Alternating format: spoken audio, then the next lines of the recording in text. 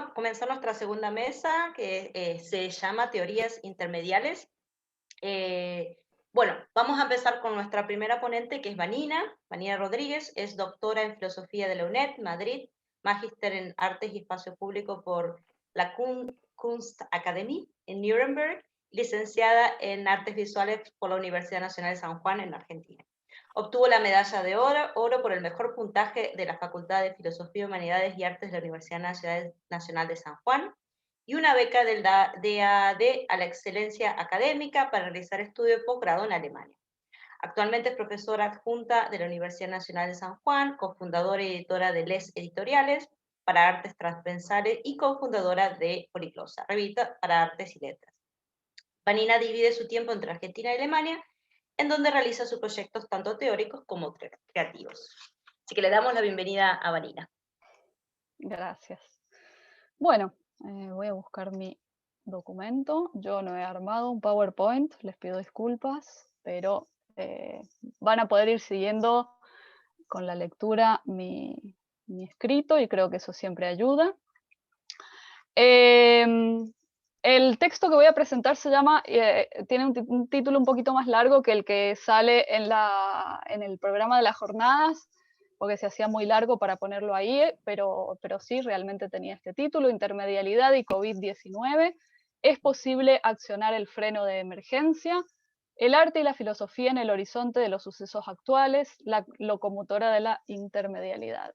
Aquí en este título quiero hacer una breve parada solamente en el concepto de el horizonte de los sucesos. El horizonte de los sucesos es un concepto que viene de la astronomía en realidad, y es esa órbita que existe alrededor de un agujero negro en donde toda la materia está en equilibrio, digamos. No están las tensiones dadas de tal manera que no se cae la materia adentro del agujero negro y tampoco se expande para afuera, hacia afuera en el universo.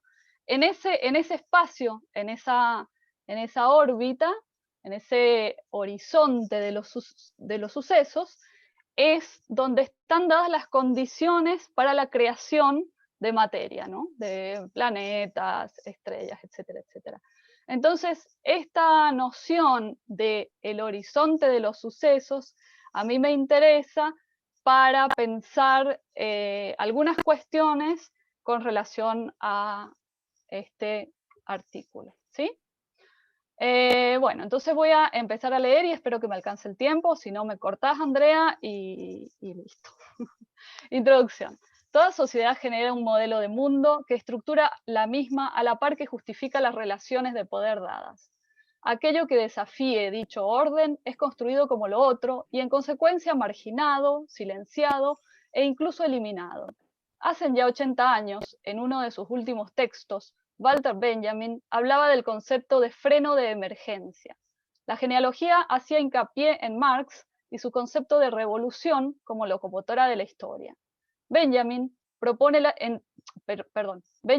pone en tensión esta idea para marcar y rectificar lo dicho por Marx, aduciendo que las revoluciones serían probablemente el momento en el cual el género humano que viaja en ese tren acciona el freno de emergencia.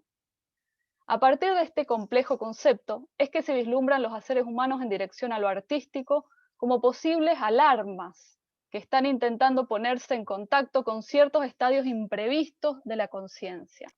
La locomotora de la intermedialidad se hace patente en este momento de zozobra mundial atravesada por un virus del todo imprevisto, el COVID-19. En muchos casos pareciera que no nos queda otra herramienta más que lo que hace al mundo virtual. Aparentemente se puede seguir funcionando como siempre, a través de estos artefactos que proponen una suerte de cercanía a pesar del impedimento presencial. Y sin embargo, la hipótesis es que se trata de un intento vano. Si bien muchas cuestiones se nos pueden ver facilitadas gracias a los llamados nuevos medios, también emergen un cúmulo de preguntas y de imposibilidades que se estarían queriendo obviar, solapar y reprimir. La locomotora de la intermedialidad se asemeja demasiado a la maquinaria del progreso prevista por Benjamin. Urge entonces tener a mano, pensar o evaluar la posibilidad de soslayar un potencial freno de emergencia para poder recrear este mundo de hoy, en donde sucede nuestra existencia de una manera renovada, pero por sobre todo, y pensando en lo que nos acontece en este momento, de una manera más saludable en su más vasta acepción. El presente artículo plantea escrituras en diálogo y reflexiones que se proponen en 3 apartados, en donde a partir de algunos textos y obras se irán analizando y o avisorando estas cuestiones. Se examinarán entonces diferentes artefactos culturales, textos visuales y teóricos, para localizar estrategias de escritura reflexiva que ayuden a repensar nuestro momento actual surcado por esta situación extraordinaria que nos toca vivir a nivel global. La intermedialidad. A la intermedialidad se le entiende como campo de reflexión y de posible reestructuración. Hasta ahora se ha utilizado a la virtualidad sin mediar un detenerse y pensar la nueva situación. Es claro que el repentino nuevo escenario desborda todo imaginario y las previsiones aparecen en muchos casos como inciertas. La intermedialidad y la virtualidad han aparecido entonces como la gran solución. Sin embargo, esta aparente solución tiene sus menguas. ¿Qué sucede en esos sitios o en esos estratos sociales en donde la gente no tiene acceso a los artefactos que proveen intermedialidad? ¿No es pertinente que se le dé lugar a la reflexión con respecto a esto en pos de un empezar a pensar un sitio más habitable? Latinoamérica es una zona muy afectada dentro de estas cuestiones, entre otras muchas del llamado sur global.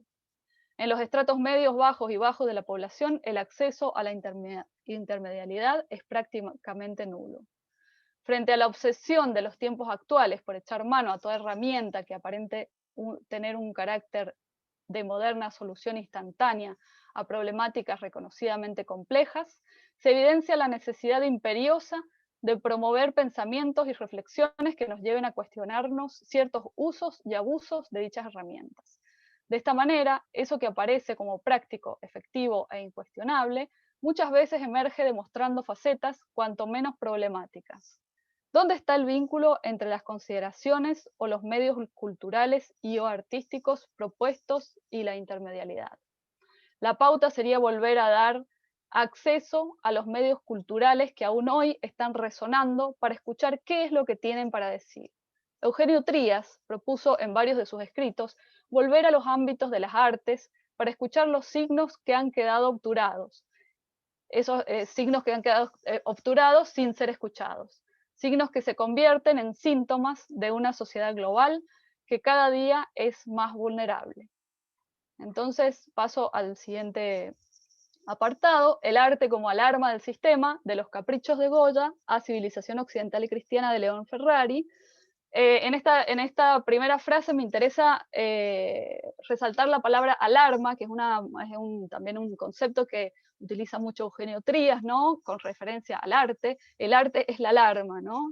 Muy, muy lejos de ser algo decorativo o algo que ¿no? Es un semáforo que nos está alertando, ¿no? O sea, abajo tenemos la imagen de un grabado de Francisco de Goya, El sueño de la razón produce monstruos, y una obra muy conocida de León Ferrari, La civilización occidental y cristiana, la del Cristo crucificado en el Boe. Ya Goya nos alertó en los albores revolucionarios de la Ilustración las terribles consecuencias que puede llegar a tener la razón que se asume como la única verdad que se instala en el pedestal en el que otrora se situara a la religión. En uno de sus grabados más conocidos se puede leer la siguiente frase: el sueño de la razón produce monstruos. Temprano tuvo Goya la terrible posibilidad de enfrentarse con estos macabros e injustos monstruos que post-revolución francesa acarrearon consigo una gran miseria. En el mismo sentido, la obra del artista argentino León Ferrari, La civilización occidental y cristiana, habla de un estadio en el que la humanidad perdida colapsa, representada en el Cristo crucificado en un avión de guerra estadounidense. ¿Cuál es la discusión aquí? Estas ansias por continuar de la manera que sea con nuestras vidas, sin pararnos a pensar en las pérdidas abismales de aquellos que menos tienen y que más sufren, es una deuda pendiente desde hace siglos. Es una deuda que a la manera de la palabra Schuld en alemán implica también culpa. En estos momentos pandémicos, perdernos en el sueño de la razón absolutista o mirar hacia otro lado mientras la humanidad se estrella en un avión de guerra es la muestra de una gran necedad peligrosa. Se hace necesario que la institución académica, desde todas sus disciplinas, se haga cargo también de esta Schuld y que de la mejor manera pueda encararla con responsabilidad. El arte, a la manera de alarma del sistema, está mostrando una y otra vez sus señales y quizás sea bueno prestarle atención. Entonces voy al segundo apartado, la invasión de los virus y el freno, de El buey desollado de Rembrandt a Sunaura Taylor en Dead Chickens on a Conveyor Belt. Acá quiero resaltar la pregunta, ¿y el freno? ¿Dónde está el freno? ¿Cómo activamos ese freno? Esa es nuestra pregunta. Eso es algo que les comparto y de lo cual obviamente no tengo respuesta. Entonces la primera imagen es de la de Rembrandt, el buey desollado, y la segunda es Sunaura Taylor.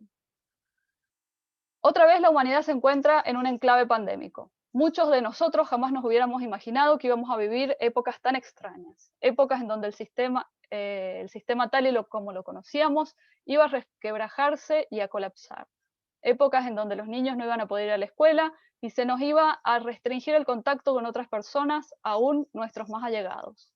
El buey desollado de Rembrandt habla de una época difícil también, el barroco. El barroco se había despertado del imposible sueño renacentista y todo aquello que había aparecido como equilibrado, lógico y bello se desguazaba.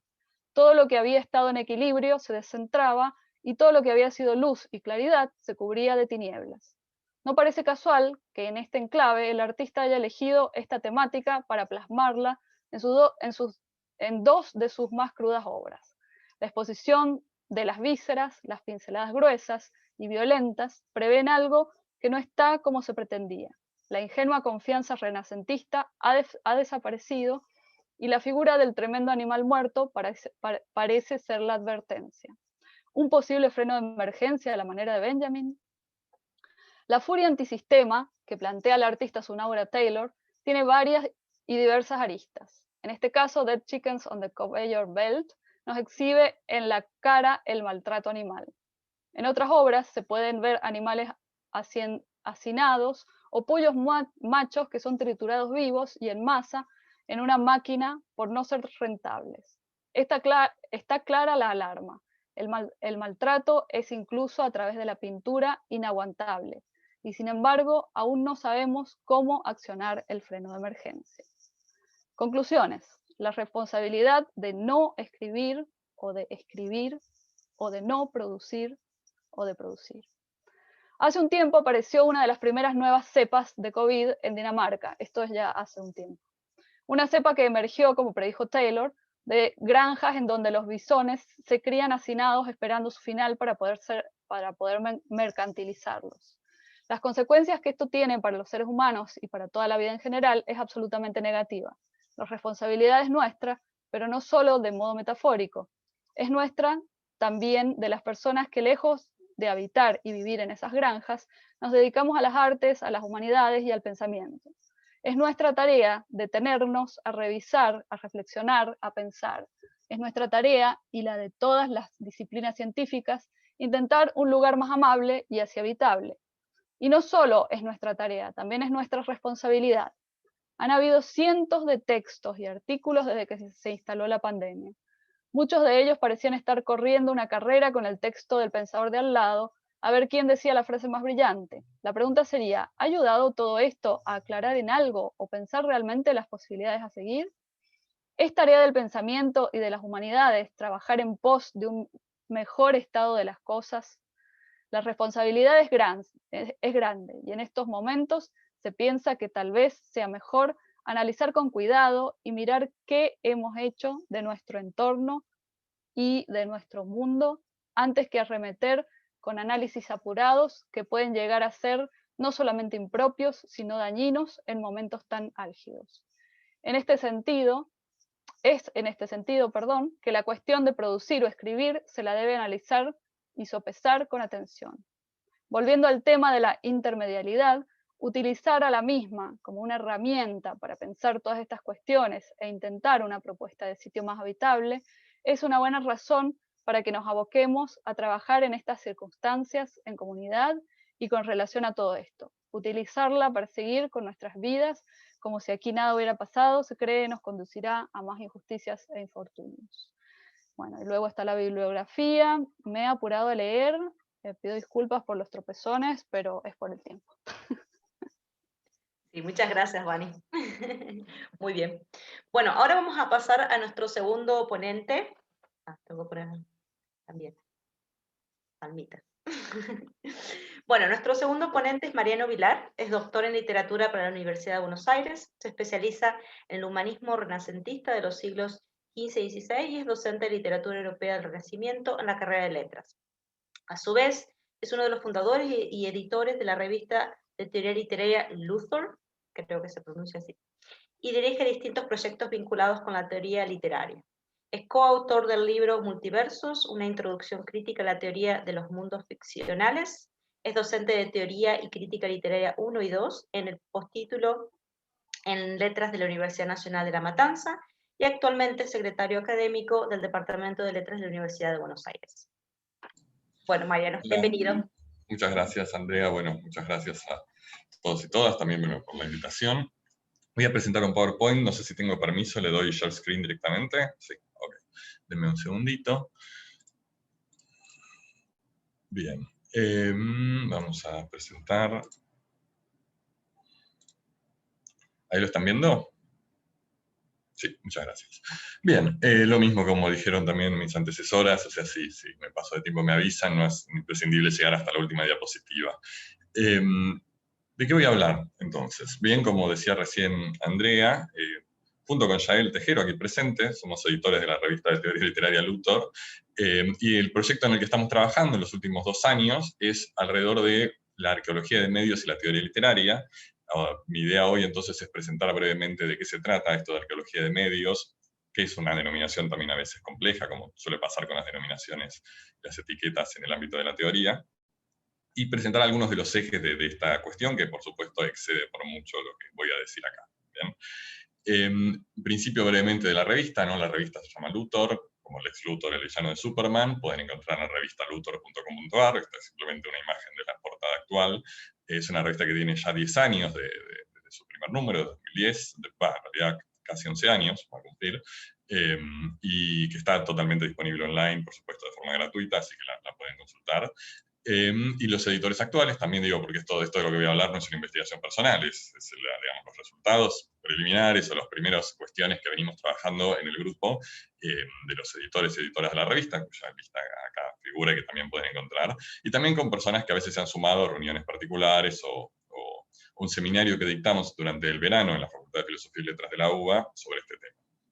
Bien, yendo puntualmente al tema. Bien, ¿de qué hablamos? ¿De teoría de medios o arqueología de medios o de medios en general? Como saben, los que han tocado alguna vez el tema, la definición de medio no es en sí nada sencilla. Bien, depende mucho, como pasa en otros ámbitos, de la construcción que nosotros queramos, digamos, aquellos aspectos que nosotros queramos trabajar.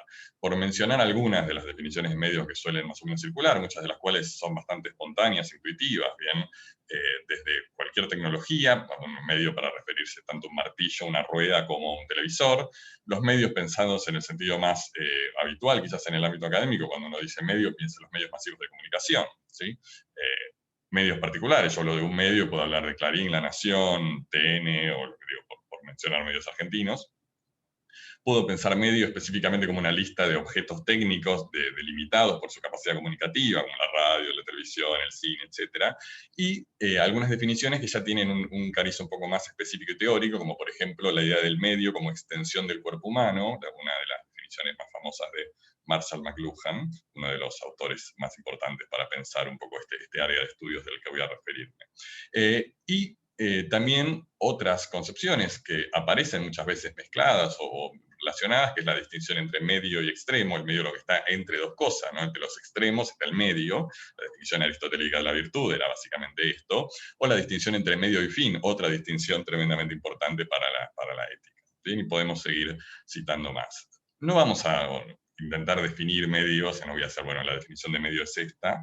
En todo caso, las 3 cuestiones, digamos, de las que hay que escapar un poco para pensar la relación entre teoría y arqueología de medios y estudios culturales y estudios literarios en particular, Por un lado, bueno, lo primero, ¿no? Cuando estamos hablando de medios, en lo que digamos, resta de mi exposición, voy a usar la palabra medio en un sentido mucho más amplio que medio de comunicación masivo. ¿Sí? O sea, no se restringe solamente a esos 4 o 5 grandes hitos en la historia de digamos, la difusión de la cultura de masas. En segundo lugar, no estamos pensando en el análisis de medios, ¿no? Ni nosotros en Luthor, ni los autores que trabajamos, como el análisis de la crítica, el análisis crítico de la ideología de los medios en el ámbito público, ¿bien? O sea, que es quizás el ámbito más popular en la Argentina. Cuando uno muchas veces piensa en análisis de medios, piensa tanto en sus manifestaciones propias de los medios mismos, ¿no? Los programas que analizan medios, programas de televisión, por ejemplo, los youtubers, o en las materias, o en digamos, el área de estudios muy influido en nuestro país por la figura de Elvira Arnoux, por un lado, ¿no? Alejandro Reiter también, y otras más, en donde lo que se trata es de hacer una crítica de la ideología del discurso de los medios. No es esto tampoco de lo que hablamos. Y por último, quizás el más intuitivo y lugar común, pero el sentido común que sigue existiendo, esta idea de que los medios, en general, se oponen a la literatura o a la cultura, ¿no? Esta idea de la cultura como aquello que sucede cuando se apaga la televisión, ¿no? O la idea de que la literatura se definiría en gran parte por su antagonismo con medios de comunicación masiva. O sea, ninguna de estas tres concepciones es la que va a aparecer acá. Bien, voy a hablar un poco, obviamente, de algunas de las que sí van a aparecer. Lo que pensé hacer, digamos, ya que el tema es amplio, digamos, podríamos hablar muchas horas, digamos, un seminario de 16 clases sobre esto, es elegir 3 ejes, 3 problemas en relación con estas concepciones de la medialidad que aparecen en la bibliografía que trabajamos, y básicamente mencionarlos, bien, porque no hay tiempo para hacer un análisis de cada uno. Por un lado, los medios y sus efectos sobre la percepción, por otro, el ruido y los nuevos materialismos, y por último, las redes discursivas, que yo, digamos, viene de un concepto alemán, Ausschreibesysteme, y las técnicas culturales estructuradas por los medios. Yendo a lo primero, bien, medios y percepción. Uno de los aspectos, digamos, más inmediatos que surge a partir justamente de Marshall McLuhan, ¿no? De comprender los medios de comunicación y algunos de sus otros textos, La Galaxia Gutenberg, tiene que ver con la idea de que los medios, digamos, el efecto principal de los medios no tiene que ver con los contenidos que transmiten, no tiene que ver con yo leo La Nación y odio a Cristina, yo leo Página 12 y odio a Macri, sino más bien con los efectos que producen en digamos, el aparato sensorial. ¿no? Por eso la relación con la estética es muy importante, esto ya lo decía McLuhan, ¿no? Es un descubrimiento nuevo. McLuhan solía decir, una frase que suelo citar, que el contenido del medio es como el graffiti, como un stencil en la carcasa de una bomba atómica. O sea, está bien, es decorativo. Lo que importa, el efecto que produce el medio es la bomba en sí mismo, ¿no? Lo que dice el medio está ahí como para decorar un poco. Es más, incluso en algunos momentos McLuhan dice el contenido del medio está para disfrazar el efecto real del medio, que tiene que ver con, para McLuhan, sus efectos sobre la percepción, básicamente, de la realidad, de todo. ¿no? Entonces, en este sentido, ahí hay como un punto de análisis materialista de los medios que tiene que ver con esta cuestión de los efectos sobre el sensor. Tenemos también, digo, para salir de McLuhan, un ejemplo brillante de este tipo de análisis en el clásico que todos conocerán, de Walter Benjamin, de la reproductibilidad técnica. Bien, Benjamin se hace muchas preguntas en ese texto, no todas tienen que ver con los efectos sensoriales de los medios, pero sin lugar a dudas esta cuestión en la percepción estética, digamos, los efectos de la reproductibilidad técnica en la percepción estética es algo que Benjamin trabaja cierto detalle y también otros autores clásicos, digamos, de la teoría literaria o de la teoría cultural, si prefieren, del siglo XX. Y bueno, toda esta cuestión, no hace falta decirlo, tiene un nuevo impulso a partir de el análisis de interfaces digitales y el análisis de la cultura digital, y cómo esta forma que tenemos de percibir la realidad está bastante intervenida por nuestro trabajo con las computadoras, cosa que, como todos sabemos, se ha vuelto especialmente visible a partir de la pandemia, en el cual, por ejemplo, esto también es una percepción, una interfaz, no estamos en plena interfaz en este momento.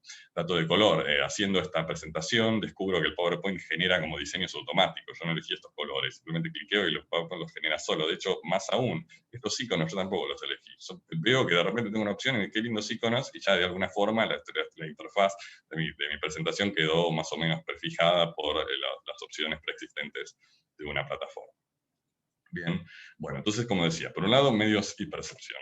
En segundo lugar, un aspecto a veces un poco más difícil de percibir inmediatamente, tiene que ver más en general con los nuevos materialismos y en particular con uno de los ejes, ¿no?, desde donde se trabaja mucho la teoría de medios contemporánea, que es el ruido. ¿Bien? O sea, salir un poco del ámbito del significado y la interpretación y pasar al problema del ruido. ¿Bien? ¿Qué significa o cómo podemos conceptualizar los efectos del ruido en nuestra forma de interactuar y pensar la comunicación humana, pero pensar también la comunicación no humana?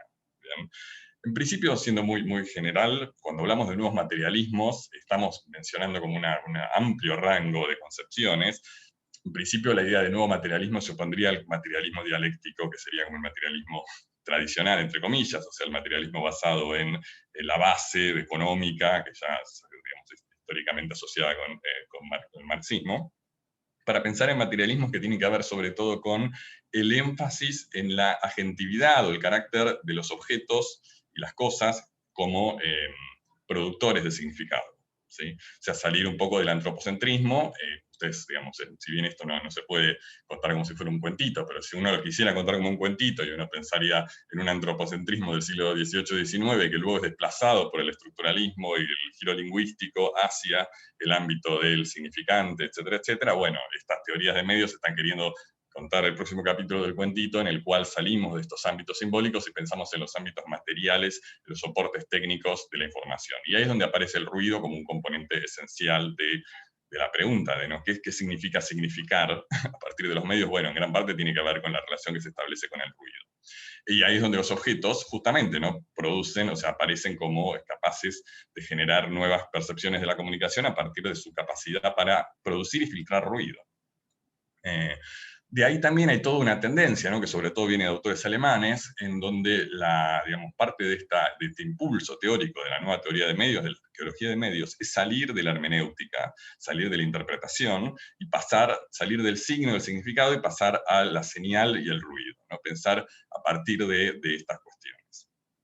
Y en un términos un poco más lacanianos, también, que es bastante influyente en muchos de estos autores, aparece en la concepción del ruido una tensión entre lo simbólico y lo real, ¿no? Un ejemplo, digamos, muy importante de un autor que ahora voy a mencionar, que es Friedrich Kittler, un autor alemán, fundamental para esa teoría de medios, y uno de los autores que más leemos actualmente con los editores y las editoras de Luthor, es el fonógrafo, ¿no? El fonógrafo como un aparato, una forma nueva de registrar la realidad, en donde el ruido ocupa un lugar muy importante, y el ruido como aquello que se registra sin la voluntad de un sujeto, por oposición a la escritura u otros sistemas de inscripción, en donde en principio el sujeto elige lo que va a simbolizar.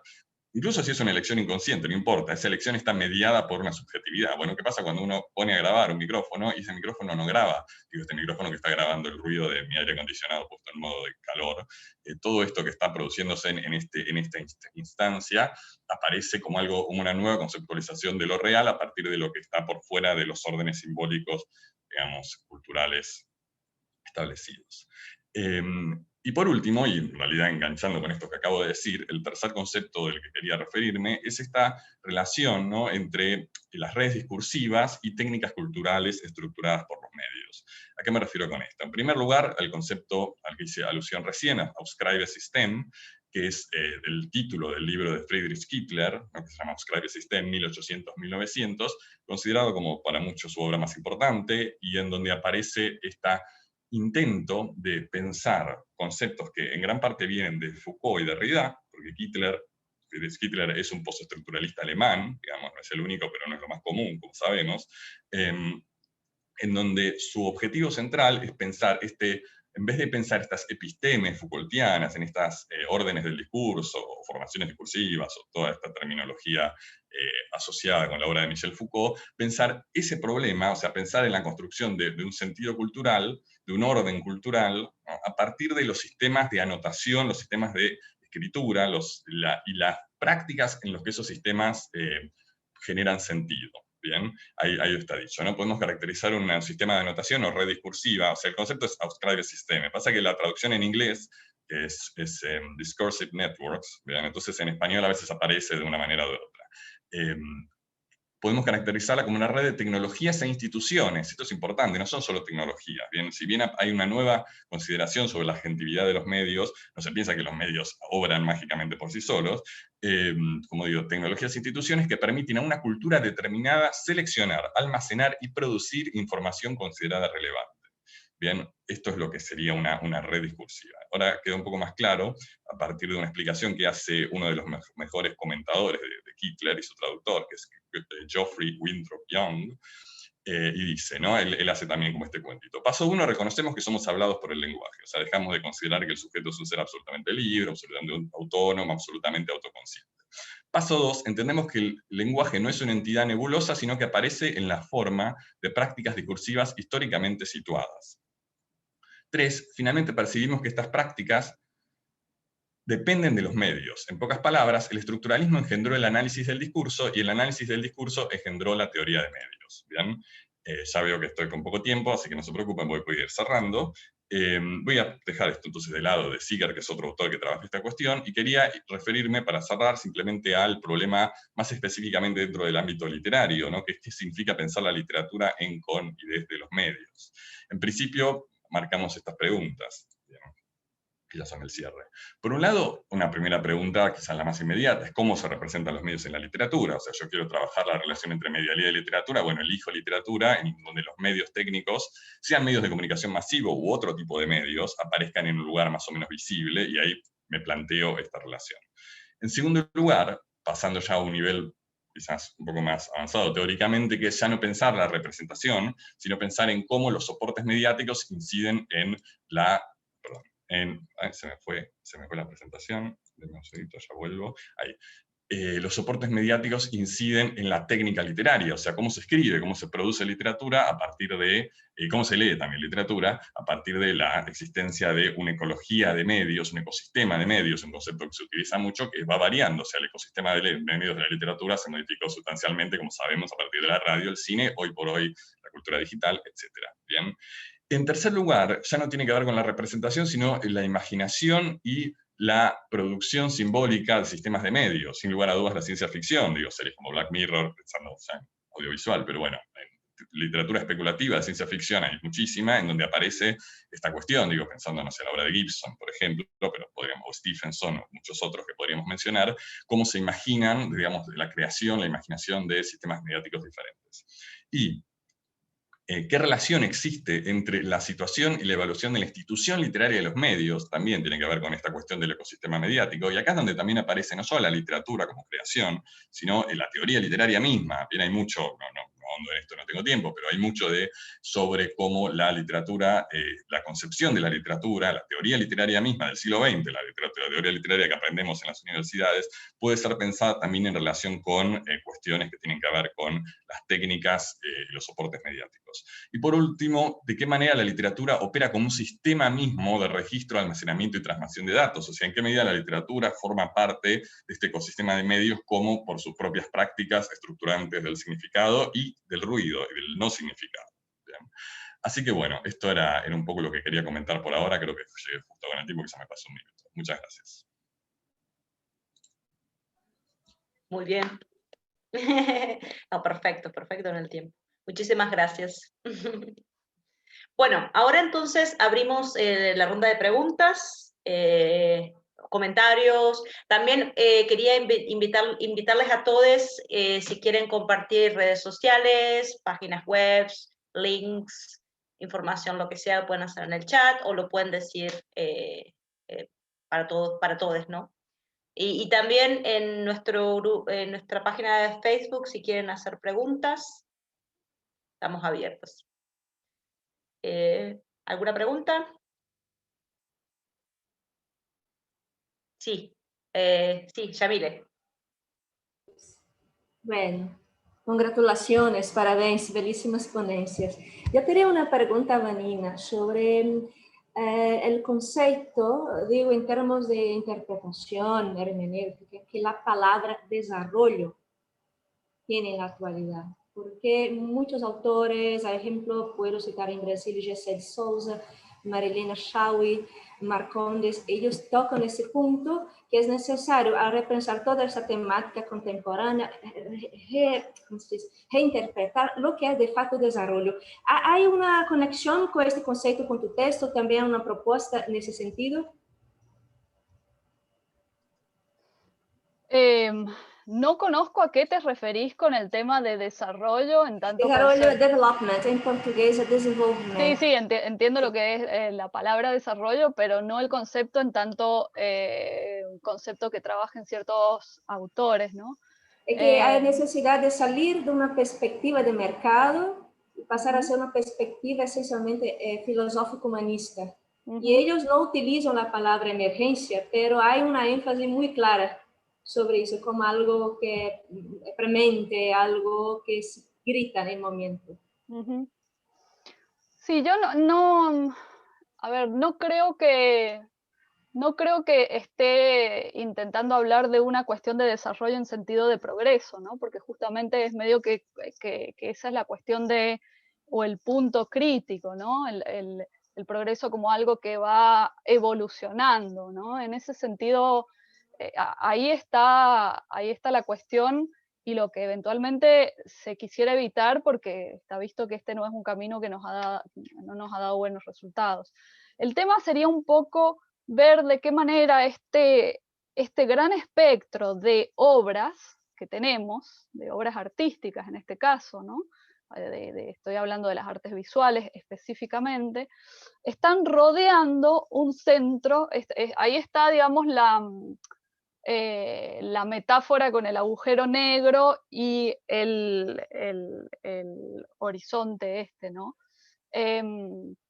Entonces, toda esta materialidad está rodeando un centro de muerte, que sería un centro destructivo, que es el agujero negro, digamos, pero está en una tensión, está en un equilibrio, y por tanto no cae dentro de ese agujero, ¿no? Tampoco puede expandirse pero sí están las condiciones dadas para que se creen o se recreen nuevas formas, nuevos caminos, nuevos trayectos, ¿no? Y ahí es donde yo intento hacer hincapié, no en un desarrollo o en un pensar a ver cómo podemos no, sino ver qué se hace con ese cúmulo de cuestiones que están ahí alrededor, están en tensión, están todavía en equilibrio, para de ahí lograr, digamos, una complejidad que vaya en otro sentido y que vaya en un sentido más provechoso en el sentido de hacer un mundo más habitable, ¿no? También en el sentido derridiano de aprender por fin a vivir, ¿no? Que también tiene que ver con la muerte, sin duda, pero también tiene que ver con la vida. Entonces, esa es un poco la idea de tomar al arte, al verdadero arte, al arte genuino, como puntapié, como alarma, como indicativo, como posibilidad, ¿no? Sí. Muy bien. Bueno, Vanessa creo que también tenía una pregunta, ¿no? Sí, efectivamente. Muchas gracias, Vanina y Mariano, por las presentaciones. Esta pregunta es para Mariano. Pensando en esto de cómo se representan los medios en la literatura, y cuando piensa en medios tal vez lo hace como en relación al siglo XIX, XX, positivismo, etc. ¿Cómo aparece esto en el Renacimiento, en autores de aquella época, por ejemplo?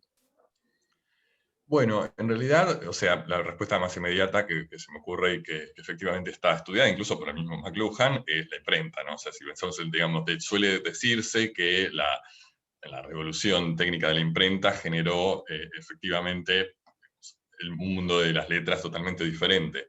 Es cierto que, digamos, si bien no es un tema que yo personalmente haya investigado en detalle, la imprenta y sus primeros textos, digamos, su influencia en la textualidad renacentista, un tema igual muy estudiado, hay dos cuestiones a considerar. Por un lado, hay toda una rama de estudios bastante interesante que muestra que mucho de lo que tiene que ver con la renovación de la imprenta en el siglo XV, en rigor, es parte de un proceso largo, ¿no?, de la cultura manuscrita tardía medieval, en donde efectivamente la concepción del libro cambia muchísimo antes de la imprenta y no necesariamente a partir de la imprenta. Por ejemplo, digo, casos más o menos citados, para los que estudiamos el Renacimiento al menos, los libros de manuscritos en formatos muy portátiles, donde los humanistas podían llevarlo, por ejemplo, hacer una excursión y llevarse un libro, cosa que, pensando en el modelo medieval más ortodoxo del libro literalmente encadenado a la mesa de la biblioteca en el monasterio, no sé, ese salto.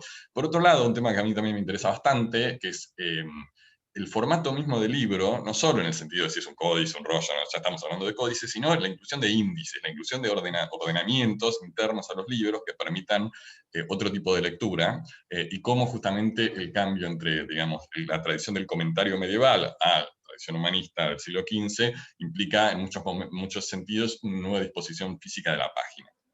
Pero aparte, y esto creo yo está menos estudiado, me parece que muchas de, digamos, de estas teorías y de estas concepciones de los sistemas de notación y de las técnicas culturales permiten pensar no solo en la cuestión estrictamente dependiente de los cambios tecnológicos o los cambios materiales o los cambios de disposición visual, digamos, de la cultura manuscrita, sino también en, por ejemplo, ¿no?, como muchos humanistas, sobre todo del siglo XV, consideraron que el latín como lengua tenía una capacidad comunicativa infinitamente superior y una capacidad de almacenamiento cultural, tradicional, también mucho más desarrollada que el latín, no necesariamente que la lengua vernácula, porque en general si uno lee los humanistas del siglo XV, lo que más odian ellos no es tanto el uso del vernáculo, sino el mal latín, el latín medieval, digamos, el latín godo, que ellos llaman, el latín de Boecio y los escolásticos, y cómo esa conceptualización de la lengua latina también aparece, creo yo, aunque esto es un poco más especulativo, rodeada de muchos elementos que hoy asociamos con, digamos, la innovación técnica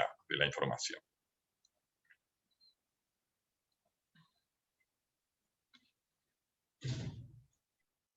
Muy bien, gracias. Bueno, ¿alguna otra pregunta? ¿Alguien tiene alguna otra pregunta? Pero yo tengo un par de preguntas. Bueno, le voy a hacer la primera pregunta que tengo es para Vanina. Bueno, con respecto a esta nueva situación en la que vivimos de pandemia, una frase que se ha escuchado bastante seguido es: de esto salimos mejores.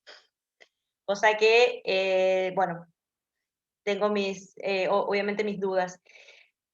¿Cómo te resuena a vos esa frase, más siendo una persona que divide su vida en dos mundos bastante diferentes, en un mundo, bueno, que ya sabemos que está ubicado en Europa y que es eurocentrista, y otro mundo que está ubicado en el sur global, ¿no? Entonces, ¿cómo te resuena esa frase a vos? No soy muy optimista, sinceramente. O sea, para de esto salir mejores tendríamos que ser en principio otras personas, creo yo. Tendríamos que ser otro mundo, tendríamos que tener otros vínculos con nosotros mismos y con el mundo, como sistema, como sociedad. Y eso yo no veo que esté pasando. O sea, yo veo que se están agudizando cuestiones, que la gente pobre es cada vez más pobre, que los problemas son cada vez más graves para quienes los tenían. Lo veo en Europa y lo veo bueno, a Argentina no he podido ir lamentablemente en los últimos 2 años. O sea, la pandemia ha restringido también mi posibilidad de ir a la Argentina, que yo siempre estaba allá una vez por año. Así que no puedo no puedo compararlo, digamos, vivencialmente, no he estado allí, pero por lo que leo, veo, escucho, no ha mejorado la situación y ya hace bastante tiempo. Considero que aquí en Alemania tampoco ha mejorado, sin embargo, soy consciente de que tenemos otros privilegios que evidentemente existen y que tenían ya que ver con lo que era el sistema o con lo que ha sido siempre el sistema, ¿no? Pero yo la verdad es que no soy muy optimista. Pero puedo equivocarme, ojalá. Ojalá que encontremos la manera de movilizar este horizonte de los sucesos. Totalmente. En el buen sentido.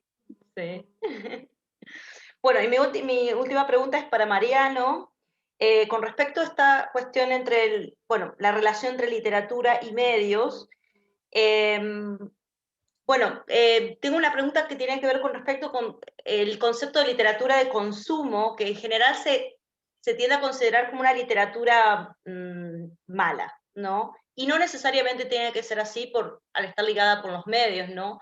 Y nada, quería ver un poco tu opinión o tu reflexión con respecto a eso. A ver, hay toda una, digamos, una línea de pensamiento ya de algunos años, ¿no? En donde tenemos la famosa antagonismo. O sea, si uno piensa el famoso concepto de industria cultural de Adorno, donde también aparece en un lugar no tan central, pero visible, ¿no? En el texto famoso de la dialéctica de la ilustración, el tema de, bueno, el cine, las técnicas, ¿no? Las técnicas de masificación de la cultura como el ámbito de decadencia de la cultura, y al mismo tiempo, como también sabemos, críticas a la concepción de Adorno de todo tipo y color. En realidad, lo que resulta quizás más interesante a mi juicio, pensando en el panorama contemporáneo, o sea, creo que la literatura, entre comillas, de masas, ¿no? que ya por un lado ha perdido un poco esa distinción tan concreta. De hecho, esto lo menciona Jameson en un famoso análisis que hace de dialéctica de la ilustración, donde dice, en realidad no es tanto que la industria cultural haya ganado o perdido, sino que el alto modernismo en el que pensaba Adorno, como el contraposición a esta literatura de masa, que de Beckett, no sé, etcétera, eso es lo que un poco ha perdido su lugar. Yo ya no sabría si viniera una persona a decirme, siendo yo una persona licenciada en letras, decirme, ¿cuál es la alta literatura del momento? ¿Cuál es? No se me ocurre, honestamente, qué sé yo, el premio Nobel, o sea, ni siquiera, no sé. Con lo cual, o sea, sí, puedo distinguir que sí, voy al kiosco de diarios y siguen teniendo las novelas eróticas, podía leer mi mamá en los años 70, se siguen estando esas novelas. Yo soy un ávido consumidor de Game of Thrones y otras sagas de ese estilo. Están, digamos, estas secciones del mercado, Juego del Hambre, toda esa línea, pero es cierto que la identidad en sí de una literatura digamos, de masas parece haber sido bastante, digamos, quedó bastante diseminada a partir de la pérdida de identidad de una idea de literatura alta. Creo sí que esta cuestión que vos mencionás, que efectivamente aparece bastante en algunas de las cosas que analizamos, tiene mucho que ver con, o sea, aparece mucho en la actualidad en relación con las series de televisión. O sea, el cambio me parece mucho más visible que en la literatura, donde me parece que la cosa, fuera de esta decadencia del alto modernismo, en la serie de televisión es donde aparece, creo yo, con más claridad este consumo, diferenciaciones de consumo y este establecimiento de cánones televisivos, o televisivo ya es una palabra difícil de decir, bueno, en realidad muchos ya no lo vemos en la televisión, pero bueno, cánones de streaming, muy diferenciados, y en donde aparece todavía una idea bastante más clara de la, digamos, todavía siguen pasando La Ley del Orden, por ejemplo, estas series clásicas que siguen un formato de los, no sé no sé si decir una década, pero digamos los 90 o antes, y estas otras producciones, estas miniseries de HBO de 5 capítulos, hechos con actores de altísimo nivel, con un guión que uno dice, ¿por qué las películas no son tan buenas como esto? Creo que ahí, en ese sentido, creo que el consumo de la cultura audiovisual, digamos, creo que las variaciones en este sentido son más visibles en ese ámbito que en la literatura, se me ocurre. Sí. Bueno, muchísimas gracias. Bueno, si no hay más preguntas, vamos a pasar a la siguiente mesa, así que le paso la posta